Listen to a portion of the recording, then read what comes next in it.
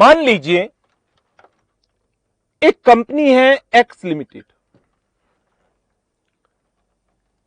ये company law कहता है ओवरऑल, ओवरऑल से मतलब सबका, overall remuneration of its directors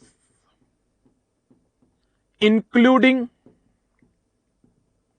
managing director, whole time director and manager,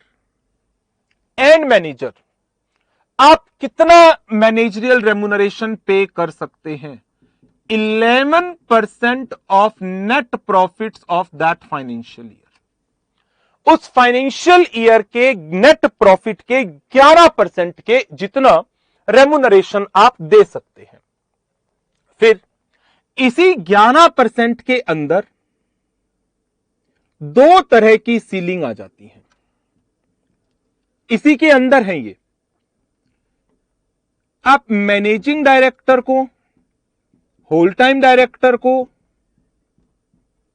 या मैनेजर को कितना रेम्यूनरेशन दे सकते हैं? यदि only one person, only one, then 5% of net profit maximum. लेकिन यदि कंपनी में एक से ज्यादा एमडी और होल टाइम डायरेक्टर और मैनेजर हैं, तो आप कितना दे सकते हैं? 5% of net profit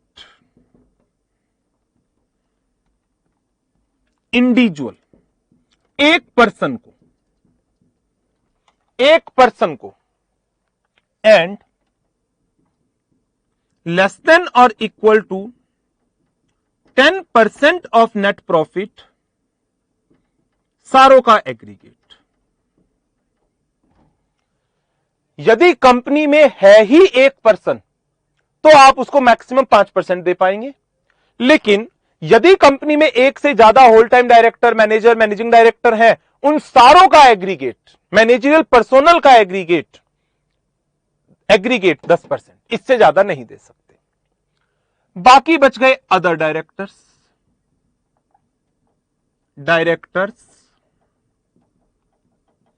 other than MD, whole time, जिनको आप बोल सकते हैं नॉन एग्जीक्यूटिव डायरेक्टर्स।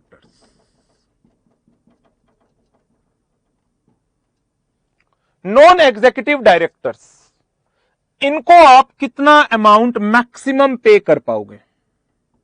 यह डिपेंड करता है क्या कंपनी में कोई मैनेजिंग डायरेक्टर या होल टाइम डायरेक्टर या मैनेजर था। हां था। यदि था तो मैक्सिमम 1% ऑफ नेट प्रॉफिट, क्योंकि काम तो सारा यही कर रहे हैं, फिर आप तो कुछ ज्यादा काम कर ही नहीं रहे। But no MD, no whole time, no manager, फिर आप थोड़ा बहुत काम कर रहे हो, आपको नेट प्रॉफिट के 3% तक रेम्यूनरेशन पे किया जा सकता है। यह एक स्ट्रक्चर हो गई पूरी कि आप मैक्सिमम कितने रेम्यूनरेशन दे सकते हो। इन सारों का एग्रीगेट 11%। यहां पर डायरेक्टर्स अदर देन एमडी और होल टाइम डायरेक्टर ये एग्रीगेट में है सबका, ये भी एग्रीगेट में है सबका टोटल 9। अब यदि एक एक पॉइंट पर चलते हैं, यदि आपको 11% से ऊपर जाना है,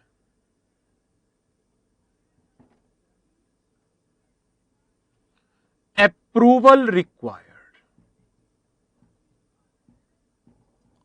of company in general meeting. Company की जनरल मीटिंग में आपको अप्रूवल चाहिएगी। अब ये कहां लिखा गया? ये लिखा गया फर्स्ट प्रोवाइजो टू सेक्शन 197(1) के अंदर आपको जनरल मीटिंग के अंदर अप्रूवल चाहिएगी। यहां पर चलो, जो मैं बात बोल रहा हूं अभी बाद में बोलूंगा, रुकता हूं, अभी इस पर चलता हूं मैं पहले। यदि आप इन केसेस में 5% या 10% एज द केस में भी उससे ज्यादा देना चाहते हैं तो कंपनी को स्पेशल रेजोल्यूशन पास करने की जरूरत पड़ेगी। स्पेशल रेजोल्यूशन पास करके आप 5 या 10 से ज्यादा दे सकते हैं। यह बात कहां लिखी गई है? यह बात लिखी गई है second proviso to section 197 subsection 1 के अंदर। ओके, और आगे बढ़ते हैं इस पर। यदि आप 1% या 3% ऑफ नेट प्रॉफिट से ज्यादा देना चाहते हैं तो कंपनी आपको स्पेशल रेजोल्यूशन पास करना पड़ेगा। यह बात फिर कहां लिखी गई है? यह बात लिखी गई है again second proviso to section 197 subsection 1 के अंदर लिखी गई है। नाउ अब देखिए जरा, यदि आप 5%, 10%, 1%, 3% इन 4 लिमिट्स के बियॉन्ड जाना चाहते हैं तो लॉ ने सेकंड प्रोवाइजो के अंदर क्लियरली मेंशन किया है a special resolution is required. A special resolution is required. लेकिन 11% ऑफ नेट प्रॉफिट से ऊपर जाते हो तो यहां पर कंपनी की जनरल मीटिंग में अप्रूवल चाहिए, स्पेशल रेजोल्यूशन वर्ड का जिक्र नहीं किया गया। दैट मीन्स फिर यहां पर कौन सा रेजोल्यूशन चाहिएगा? यहां पर चाहिएगा OR, ऑर्डिनरी रेजोल्यूशन। तो इस बात का ध्यान रखिएगा कि कौन सी सिचुएशन में ऑर्डिनरी रेजोल्यूशन चाहिए। यदि रेम्युनरेशन इन लिमिट्स के अंदर दे रहे हो, यदि रेम्युनरेशन इन्हीं लिमिट्स के अंदर है, तब भी अभी हमने पढ़ा 196 के अंदर सबसेक्शन 4 में अपॉइंटमेंट के लिए अप्रूवल चाहिए किसकी? बोर्ड के साथ साथ कंपनी की। तो अपॉइंटमेंट का तो रेजोल्यूशन आना ही आना है। अब अपॉइंटमेंट के रेजोल्यूशन में up to 11%, up to 5, up to 10, up to 1, up to 3 ordinary से आ जाएगा, कोई दिक्कत नहीं है।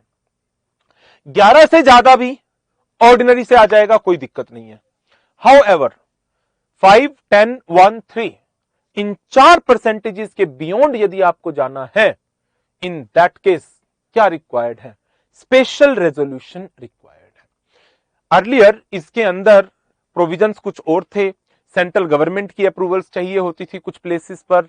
यह प्रोविजन सारा अमेंड हुआ था और अब सेंट्रल गवर्नमेंट की अप्रूवल मैनेजरियल रेम्युनरेशन के केस में कहीं पर नहीं रही है, कहीं पर नहीं रही। रादर यहां पर कंपनी की अप्रूवल जनरल मीटिंग में ऑर्डिनरी के थ्रू, इन चारों में कंपनी की अप्रूवल स्पेशल रेजोल्यूशन के थ्रू कर दी गई है। तो यह है हमारा सेक्शन 197 सबसेक्शन 1। ये इसका फर्स्ट प्रोवाइजो, ये इसका सेकंड प्रोवाइजो। नाउ अब मैंने इसके बड़े सारे एग्जाम्पल लिए हुए हैं, इसी प्रोविजन के ऊपर बेस्ड है। और एक काम करिए जरा, आप अपने आप इस काम को करें, जो आंसर दिया हुआ है उसको ना देखें और अपने आप सोचें किस तरह के रेजोल्यूशन पास होने चाहिए। दिखाएं। ये मैंने यहां पर 8 एग्जाम्पल लिए हुए हैं।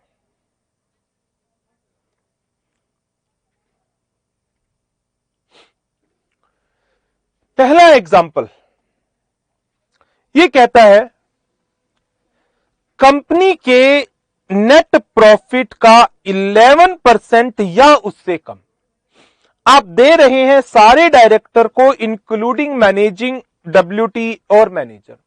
सोचिए सीलिंग लिमिट के अंदर है 11%। रिजल्ट कौन सा रेजोल्यूशन चाहिएगा? Simple answer ordinary.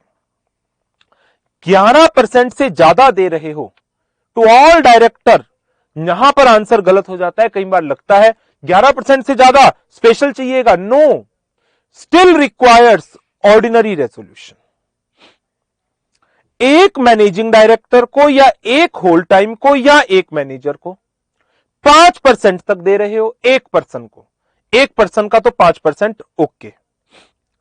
All MD, whole time और मैनेजर ऑल टेकन टूगेदर 5% से ज्यादा दे रहे हो, बट 10% से नीचे। 5% से ज्यादा दे रहे हो, 5% से ज्यादा दे रहे हो, but below 10%। Result up to 10% होता है एग्रीगेट, कोई दिक्कत नहीं है, ओआर चाहिए। टू पे 10% बिलो 10% और इक्वल टू 10%, ये तो लगभग यही वाला एग्जांपल आ गया, अगेन ओआर चाहिए।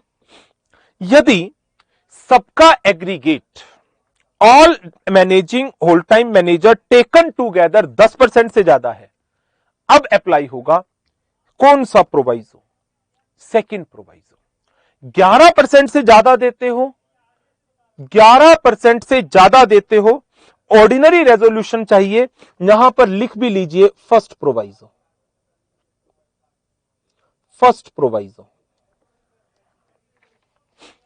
लेकिन 10% से ज्यादा दे रहे हैं, स्पेशल रेजोल्यूशन चाहिए, कहां लिखा है? सेकंड प्रोवाइजो में लिखा है, सेकंड प्रोवाइजो के अंदर। एक एमडी को, एक होल टाइम को, एक मैनेजर को 5% से ज्यादा दे रहे हो, 5% की लिमिट क्रॉस करते ही आपको क्या चाहिए? Special resolution, second proviso. Again to pay 2% of net profit to director other than MD और whole time director. Situation 1, company में कोई एमडी होल टाइम मैनेजर नहीं था, आप 2% दे रहे हैं, 2% दे रहे हो तो ये 3% तक अलाउड था, क्योंकि कंपनी में कोई एमडी होल टाइम मैनेजर नहीं था, ठीक है, ओआर। लेकिन कंपनी में एमडी होल टाइम मैनेजर था, तो आप मैक्सिमम कितना दे सकते थे? सोचिए 1% दे सकते थे, बट आपने कितना दिया? 2% दिया। तो 2% देने के लिए कौन सा अप्रूवल चाहिए? तो इस केस में हमें एसआर की रिक्वायरमेंट होगी, और एसआर की रिक्वायरमेंट कौन से प्रोवाइजो से आती है? अगेन सेकंड प्रोवाइजो से आती है, सेकंड प्रोवाइजो से।